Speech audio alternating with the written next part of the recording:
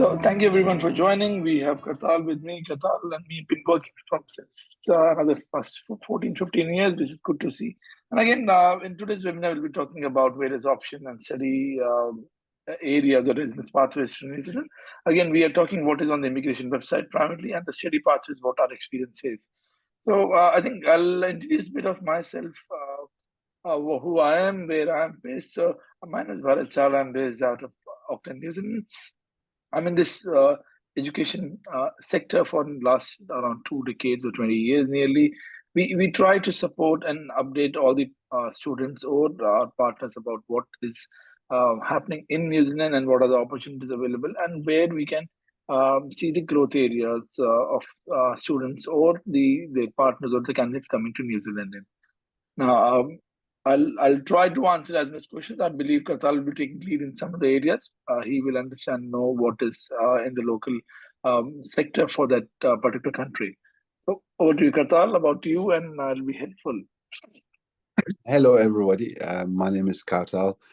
As a student, my journey started when I was in high school. I studied high school, diploma, foundation, university, all in the overseas, and decided to help more international students like myself how to win time, how to win more money, and how to have a successful study education and also a career in overseas.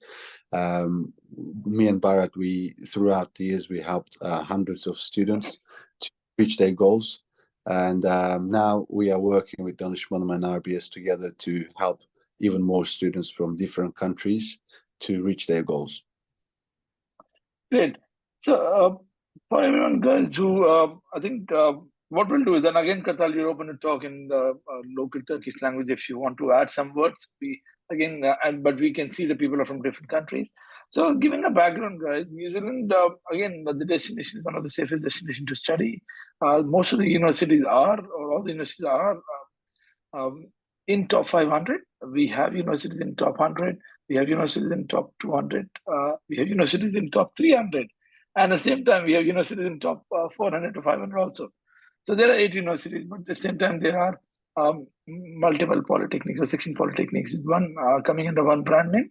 And then we have multiple private providers. So there are multiple options for everyone who are coming to study in New Zealand with a different fee option. Now, I believe a lot of questions will come around the fees, or will ask around those questions to answer that, the range of fees going in. Now, if you guys all know where we are in a certain part of Australia. Going around, if we see the number of flights or direct flights going around, we see currently from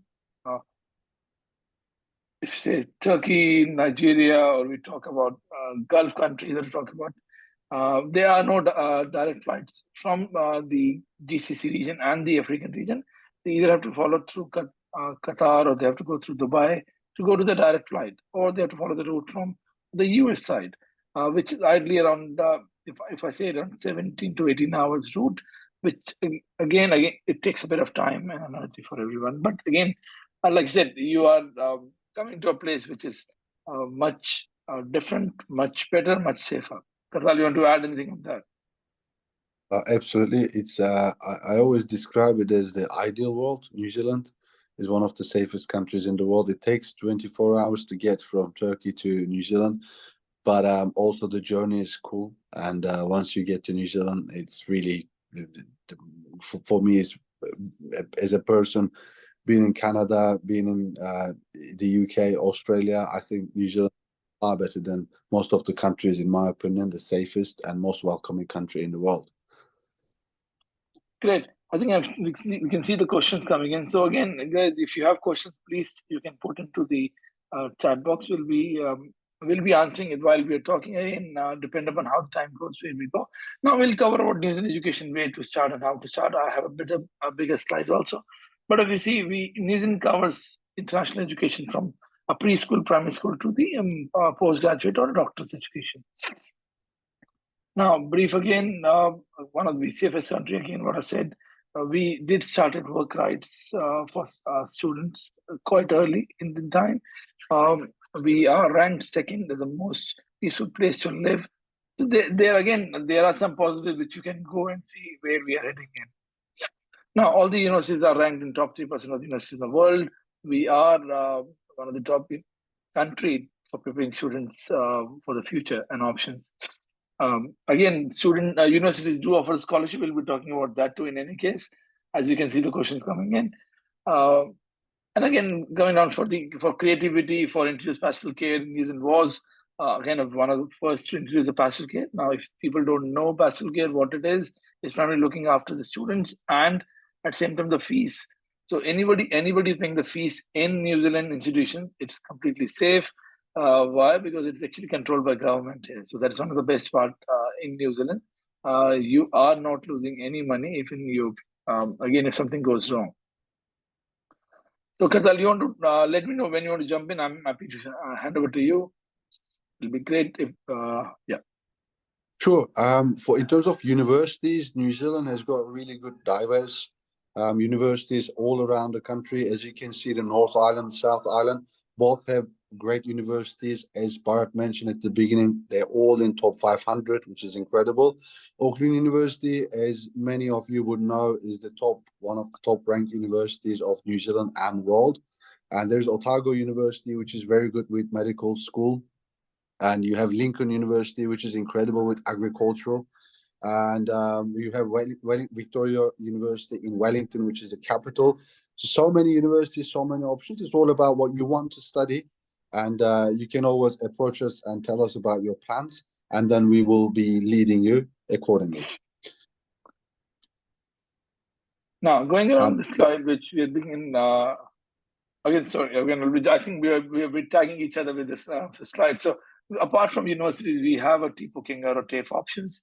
Now, TAFE, or we call as a polytechnics or ITPs in New Zealand, there are 16 ITPs which are working together as under one brand name called TPOKenga. Ideally, these are institutions which are government funded, but the vocational level institution which can offer between level 1 to level 9, or some cases level 10 also. Depend upon which institution and what course you're going in. The fees of universities are a bit higher. Then we have polytechnics which are a bit cheaper. Then we have a private institutions which are further affordable fees options are there. So again, if you see these options coming in, you are always welcome to ask and discuss about which area you want to go in. Now, I think I'll repeat this for a reason only that every age there's a different levels of entry requirement. That this is the primary school requirement. Now I'll go on the education system, which is again when you start from your home country, you're doing normally bachelor's or postgraduate or masters. Now in New Zealand we call that as a levels. So we have a level 1 to level 10. Now level 1 to 3 are basically certificates which are offered at a schooling level. Level 4 is we call it a pre-diploma or a pre-certificate or a pre-bachelor's level. Level 5 is the first year of diploma or is a diploma or a first year of master. First year of bachelor's. Level 6 is second year of bachelor's or a diploma. Then level 7 is a graduate diploma or a bachelor's coming around then. Level 8 is a PG diploma. Level 9 is master's and level 10 is doctorate. Now, why we talk about these levels? Because your offer letter or your qualification will be always discuss about these areas. And again, it'll be good to see that where you're going, how you're going, and what levels you're going in. Katal, you want to add anything on this? Great. Now, this slides go into the bit more detail about which institutions are offering at which level primarily. So if you see, universities normally offered between level 4 to level 10. ITP is offered between level 1 to level 9. Private institution, again, level 1 to level 9 primarily. And then you have schools which are offering in level 1 to level 3. Now, again, I can see the question coming in for the diploma holders can be considered a BSc civil engineering. Yes, you can go for a BSc, but at the same time, you can also apply for a diploma, or you can see that if you can get exemption for your second year or third year if you've done 2 years diploma. Yeah, giving around the IELTS requirement again, Katal, you want to go and continue on that? In terms of English requirements, it depends on the country and depends on the program that you wish to study. But majority of the countries that students today are joining from, IELTS is the requirement. So if you have an IELTS which is valid for 2 years, just send us your inquiry, and depending on the level of study that you wish to study, we will be advising you accordingly. New Zealand, most institutions also accept TOEFL and PTE as well as IELTS. Sure. And guys, at the same time, there are English programs again offered. If you are not eligible, there are EAP courses at university which might be helpful for you to go in. So I can ask people to please ask your questions if possible, so that we can answer at some time. I can see there's only limited questions for now, but again, we'll try to cover as much we can from our end. Now, one of the good part of New Zealand, what is happening is now is the post-study work visas. Now, whatever you're studying in New Zealand, um, every course may not give you a post-study work visa, but what you can do is that you can follow the areas where the post-study working is available. So most of the bachelors and masters, you have post-study work options. Now, if you're going for a diploma of 1 year, 2 year, which is not in a green list or a skill shortage area, they may not provide you the post-study work options. So what we suggest to every student, please share your CV with us. We will review it. We will come back to you what options are available and where things are going around. Now, going back again, in there are options for 1 or 2 year post-study work options. There are options of 3 year post-study work option. The best option is the master's, where for 1 to 2 year of study, you get a 3 year post-study work options. Now, do remember that 3 years post-study option while you're doing masters, you can also bring your family at the same time, and the spouse or a dependent can apply for a full-time work visa. There are multiple areas, so we always recommend please discuss and talk through that, and it'll be helpful. Kartal, over to you. Anything you want to add on this slide? I just want to maybe add, in terms of post-study work visas, it's quite important for professionals who want to study anything in New Zealand to look for this option. If you want to come with your family, if you want to come with your partner, it's good to have these options. But we'll also talk about the masters and the advantages of coming to New Zealand with your partner. Sure. So coming around, like I said, there are multiple options in offer. We'll go through the slide. There are diplomas, there are bachelor's education options, and again, there are demand of a lot of options and courses. So currently under the green list, which is we call as a skill shortage area, there are 60 occupations which are on the green list. Now, what I'll do is that I'll probably go a brief about New Zealand skilled residence pathways. Now, there are three type of options, and I believe when any student or family is coming here, they're looking for either migration options or they're looking for can I get a job and what are the areas I can get a job in. So what happened is that if you're in New Zealand for a study visa, you have multiple areas to go for a work visa, and at the same time you can also go for a skill or a residence pathway. Currently, there are three skilled residence pathway areas. One is a skilled migrant pathway, which is SMC category. Other is a green list pathway, which is again a skill shortage area of New Zealand. And third is the career workforce and transport sector agreement. Now, for most of the students coming, for them, the SMC or skilled migrant resident pathway or a green list pathway are the primary area to go in. Now, this is prime. So I said, guys, if you're there, if you can ask questions, it'll be helpful. We can answer accordingly. Otherwise, we will make sure that we are covering the slides what we want to offer in. So the skilled migrant category or skilled residence pathway, there are points requirements. So New Zealand immigration has actually added a kind of very easier options for the residents. They said if you have 6 points, you can apply for residency. Now, what is the 6 point? How they've done? They actually in October 2023 they revamped their whole immigration system to make it more easier and better, or kind of supportive of students who are coming to study in various areas. So, example, if you're applying for a PhD, now we had one student from Turkey who recently applied for a PhD, came here, got the visa and everything. For PhD, they're giving 6 points. So if you have applied for PhD and you are studying as a PhD candidate, as and when you finish PhD, you will get a 6 points and you can apply for residence pathway. Or if you get a job which is under the registration category, or example, you are a nurse or you're a doctor, that's the area again you can come for a residence pathway. Now, second option is the master's option, where if you're applying for a master's course in New Zealand, and I'll go in detail also for this because we have, we'll cover up those things at one by one. So in skill, sorry, I'm just moving in the slide. So skill and SMC category is the master's pathway. You get 5 points for your study of masters in New Zealand. Now, because we need 6 points for residence pathway, what you get is that you get a 3-year post-study work, right? And in that 3 years, 1 year of minimum, if you can work in a skilled work area or you get a skilled work experience at tier 1 to tier 3, depend upon your wage and all those things, you can apply, you get extra 1 point and you can apply for residence option. So which means that with post-study options included, you get a 4.5-year visa. And as and when you complete your 6 months, you can apply for study and residence pathway. Now, Katal, you want to add anything on this before I go to the next slide? No, I think it's perfect. Thank you. Yeah. And the best part of masters is that when you apply for a master course, you are getting your spouse full-time work visa or a dependent visa, we call it, and your kids can study free if they're between age of 5 and 18. So that's something which you can see that is actually adding a lot more value and a lot more support for anybody who's going around studying in New Zealand, as the option is a what you call family migration or a master's pathway. Now, I did skip green list before, and I'll just want to cover that first. Now, green list is primarily the area where there is a skill shortage. Now, this is we call teaching, we call nursing, we call engineering, we call IT. So there are multiple areas, or even again civil engineering, what we have questioned. So what we do is that in New Zealand, if you're studying any qualification which is relevant to green list outcome, you can apply for residency straightforward, which is in a tier 1 category.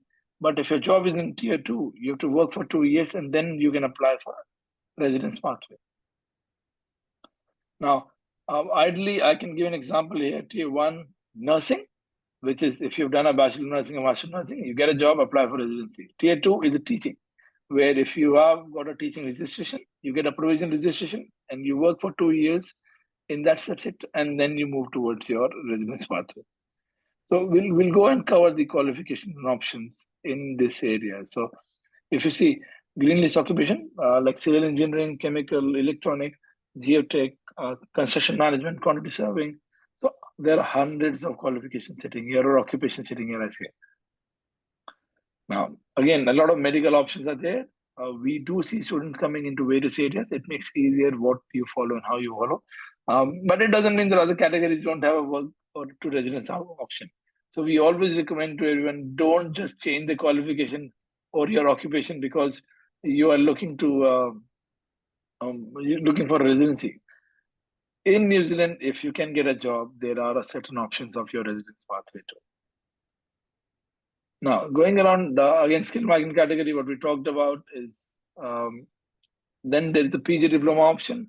If you're studying a postgraduate diploma or bachelor's of honors, you get 4 points. Now, normally you get a 1-year post-study work, right? You have to get 2 more points. So what we recommend student, if you're coming for a postgraduate option, which is a PG diploma or a bachelor's of honors, when you do a work for 1 year, your employer can help you to get a 5-year work visa. So again, you need the 2-year work visa in the skilled area. As and when you go complete that, you can apply for residence option. So the PG diploma option is good for people who have less funds to show. Because example, if master's is around $50,000, PG diploma will be around $30,000 or $40,000 per annum. So those are the options which have to be covered in and to discuss it with us while we are helping you out with your course selection option. Now, the idea is that it makes easier. So coming down to the third part, which is the bachelor's, if you're coming for a bachelor's or a PG certificate, bachelor's is a 3-year study option. It can lead to 3-year post-study work, right? Now, again, you had the 6 years. So New Zealand is giving you option to stay there for multiple years. It is not that you have to study and go back.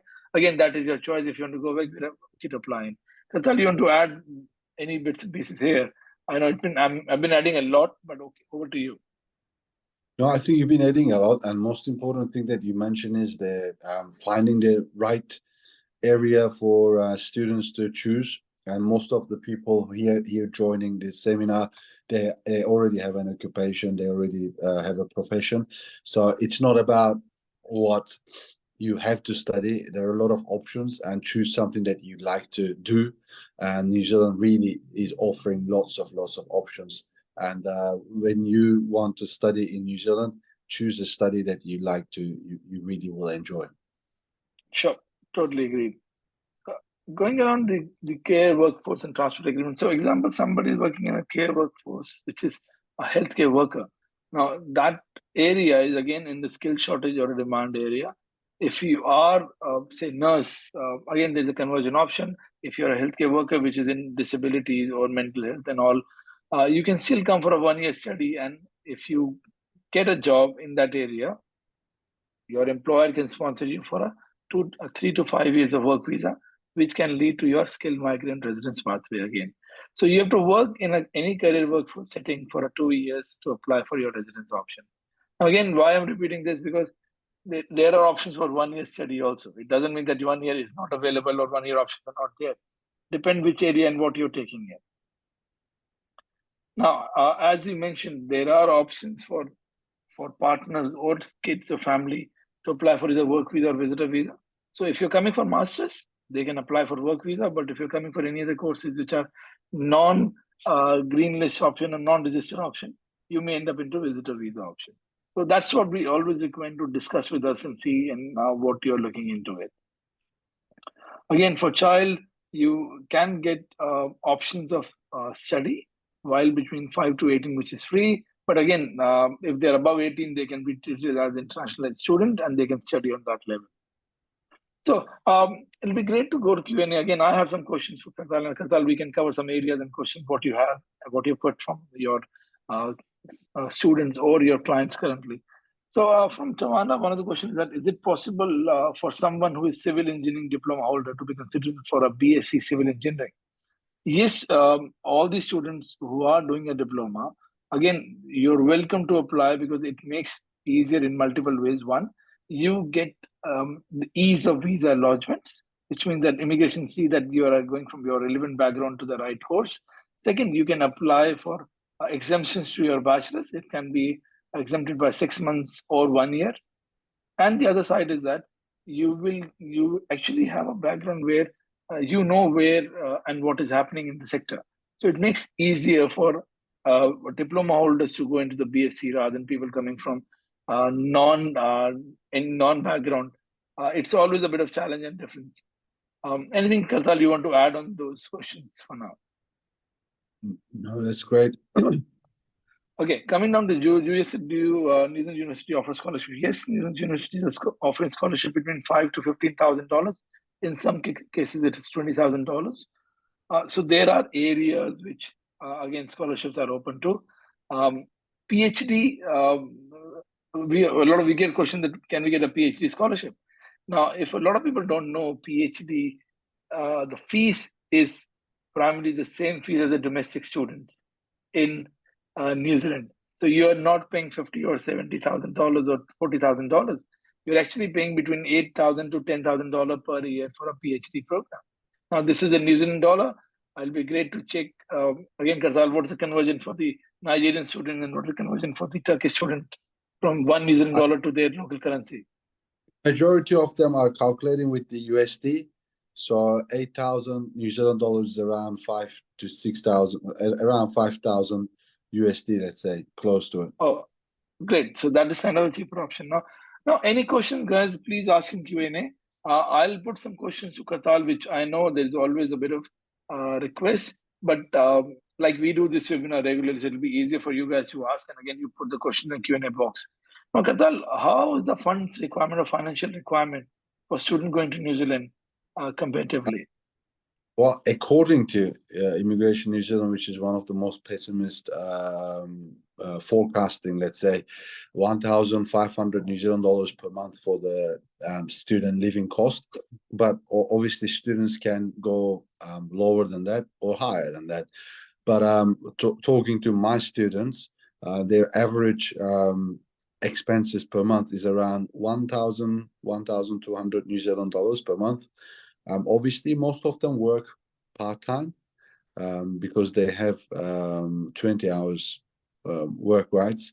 So when we calculate 80 hours per month and time it by $23 per hour, they've got a serious income as well in comparison to their expenses. Sure. No, but if I'm a candidate applying from Turkey or Nigeria to New Zealand or even Zimbabwe, so how much funds have to show and what are the financials have to go through with? They need to show around, say, about 15 to 16,000 dollars in their bank account, Okay. which is 1,500 times 12. So, and then on top of that, the school tuition fees must be in the bank account.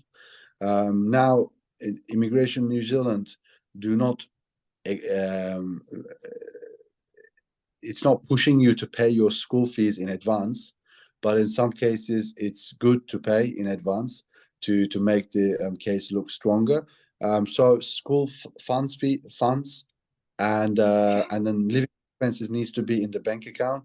If it's a deposit, straight deposit, then a student has to justify where their funds are coming from, because Immigration New Zealand is quite concerned about where the money is coming from. It's not about how much money you have, even if you have millions of dollars. It's about if it's a consistent income, if the resource is available, if the resource is transparent.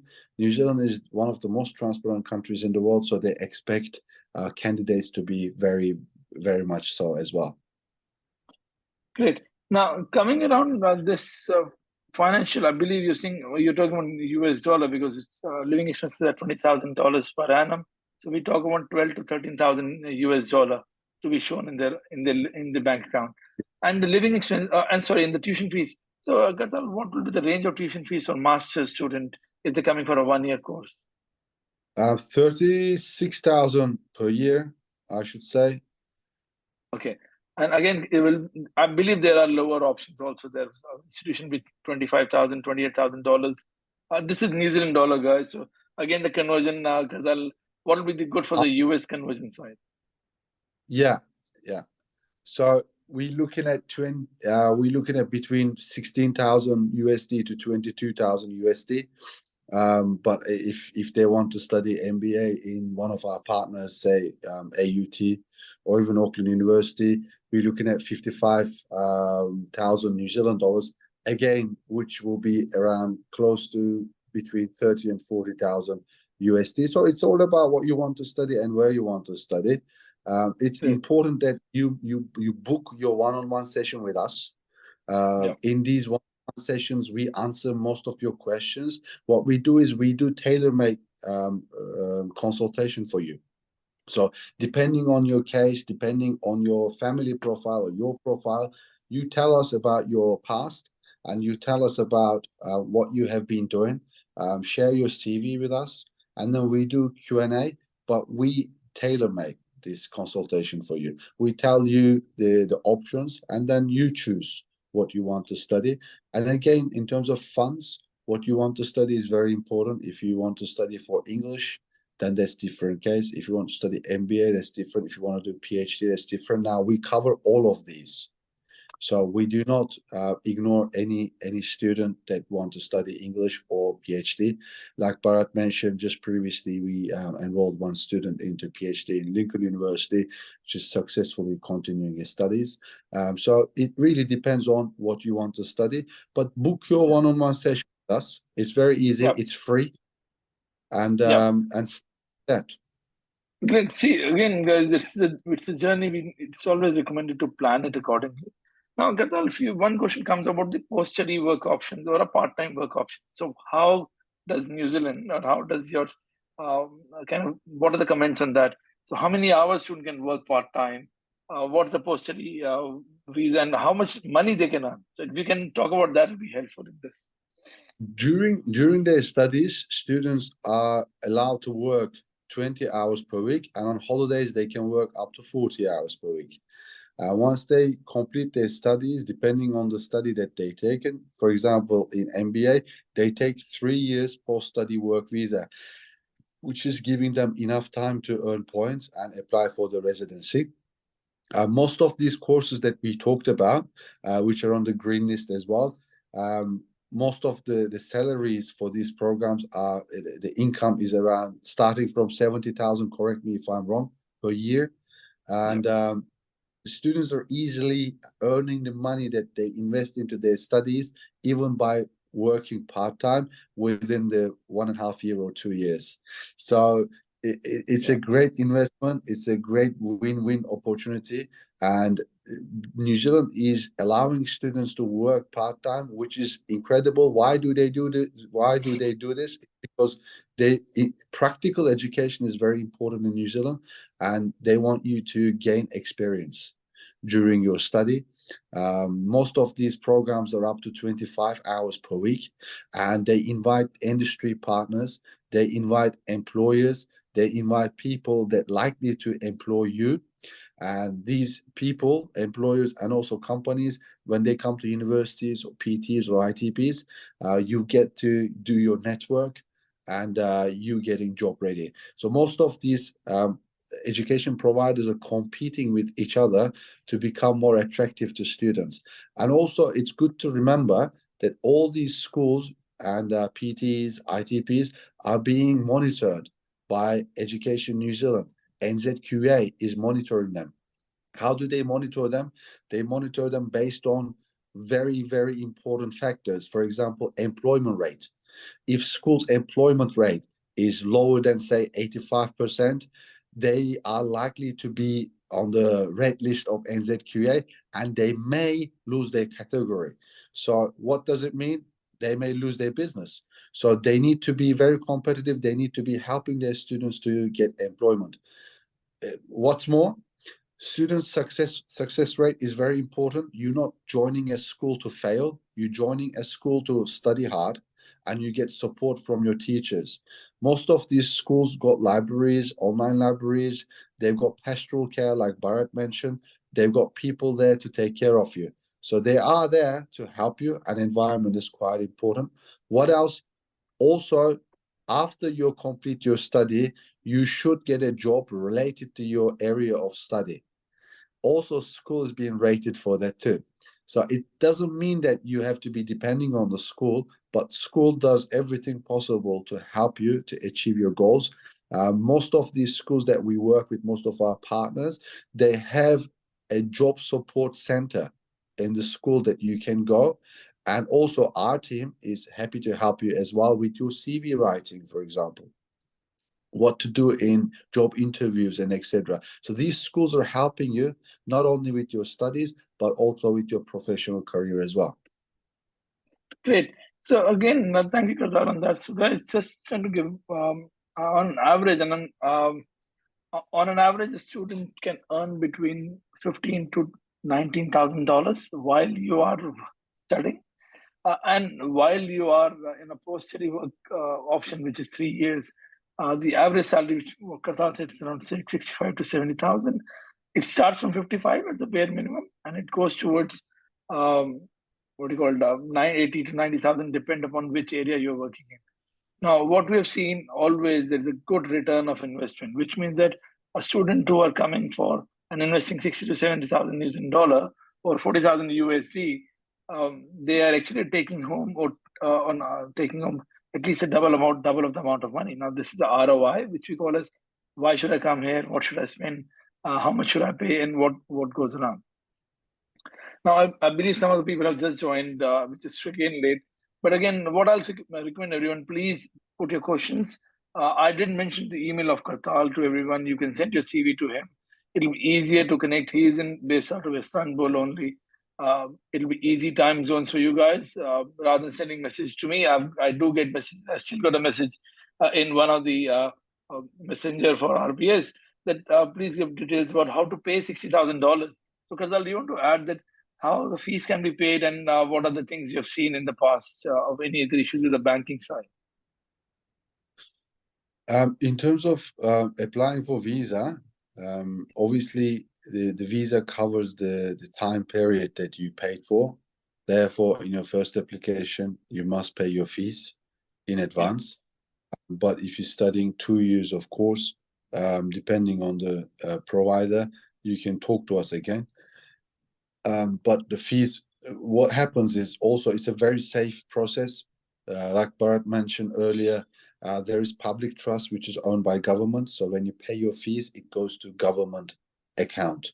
So school cannot touch your money. Nobody can touch your money. Once you go to your school and start your studies, after 10 working days, if you're happy, and some cases 2 weeks, if you're happy, then your money goes to the school. So it's a Great. very safe process. Great. No, I think the last part is that how difficult is you getting a job now? Like what Kartal said, we have multiple partnership with recruitment companies in New Zealand. We do support those things to all our students coming through the partnership companies, um, or again from various areas.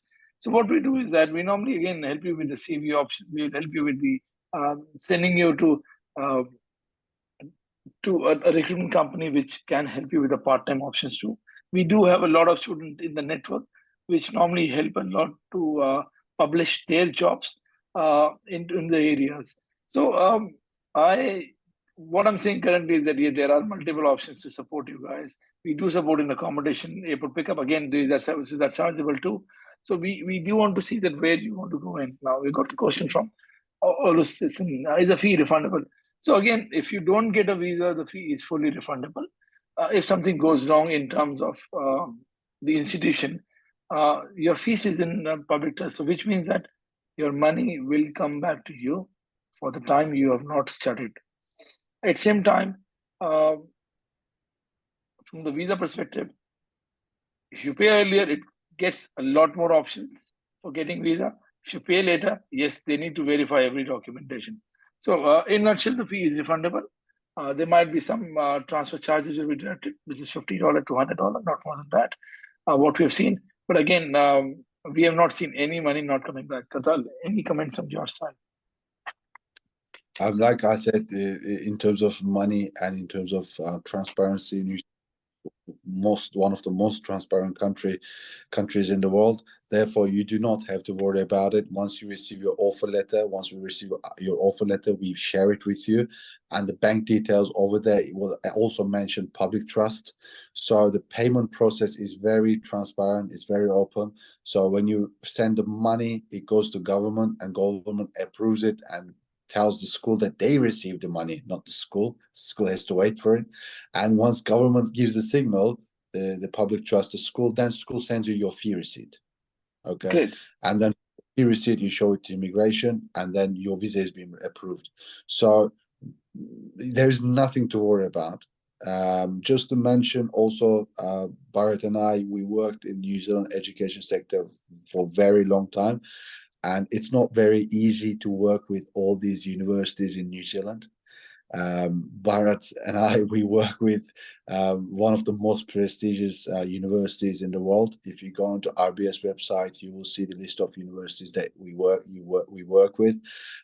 Again, both of us joined many seminars around the world, Yep. market and talked about it. So you can go on the LinkedIn, and you can go on the Google, find lots of information, do your research. But again, you're in the good place, you're in the right place. Again, with New Zealand, you do not need to worry about these things. Agreed. And the last part, I'll say that guys, do discuss. If the more you have questions, we'll be happy to answer. I've seen even Noah saying that can you share the recording or meeting? Yes, Noah, we'll be sharing the recording in any case. What we always suggest, just don't go down and again take a decision which is not right. We do have a good session like this year. Already we have 800 offer letters issued. Last year we processed around 400 study visas from across the globe, not from one country, to be very fair. And at the same time, this year we know that the number of students inquiring about New Zealand have been increased, which is good. We again suggest please reach out and look into the further options. Now, any other question? Otherwise, what we'll do is that we will share the recording. We are available. There is an email ID of Katal is shared with everyone. Anything else, Katal? You want to give your WhatsApp number or contact number? Can you add into the? Sure. Just want to mention also, everyone, we have social media platforms This meeting will be there on our YouTube channel, which is RBS. You can find out Danışmanım. We put these videos on there. You can see our past videos, previous videos. You will see many university representatives also answering your questions on our YouTube channel, so you can see that. We are on Instagram, we're on LinkedIn, we're on YouTube, so you can find lots of information in here. Also, remember to book your one-on-one session. It's free. We can do tailor-made consultancy for yourself and for your family. We can draw a roadmap for you about New Zealand. Just get in touch with us. My number is just shared. It's our business account WhatsApp number. You can contact us anytime you like, and we will be able to reply you. Just also remember, we have high requests right now. The first quarter has been very successful. We received, like Bharat mentioned, we received some offers, and our visa approval rate has been great. Just remember that it doesn't always go like that overall. So right now, Immigration New Zealand has been approving many visas, and it's going good.